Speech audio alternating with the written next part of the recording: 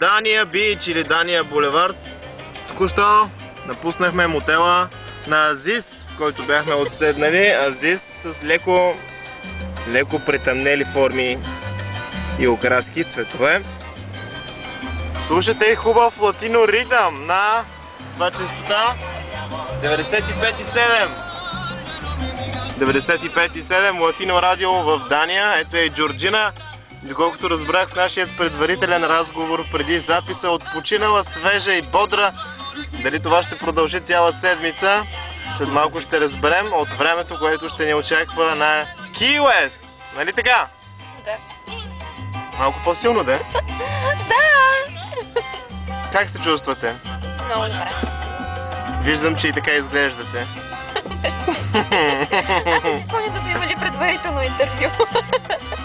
Разговор, бе? Какво интервю? Никой не ти прави интервю сега. Нека да разберем и от другите наши двама познайници какво е усещането и настроението след почивката вчера. Много ми е хубаво тук. Искам така да продължи до края на октомври месец. До края на октомври месец? Да ми плащат едновременно, ако може. Колко?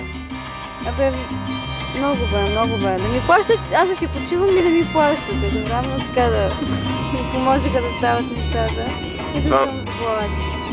Това е хубаво и ми харесва. Водо, как е положението при тебе? Ами добре, много добре си починах от снощи. Супер. Сега в момента оглеждам обаче нещо, някаква храна да намеря някъде. Да, хубаво е вече към 11 и 13. Защото се събудих и съм гладен отново. Така? Ето пътя. И добре. По-хубаво от камиона. По-хубаво.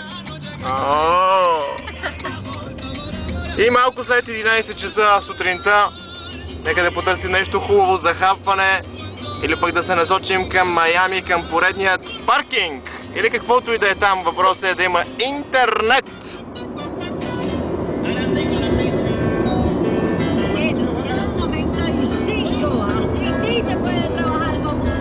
Поне времето ще е с нас, доколкото виждам обещава слънце, или поне в близките няколко минути, защото тук нещата стават непредсказуемо бързо.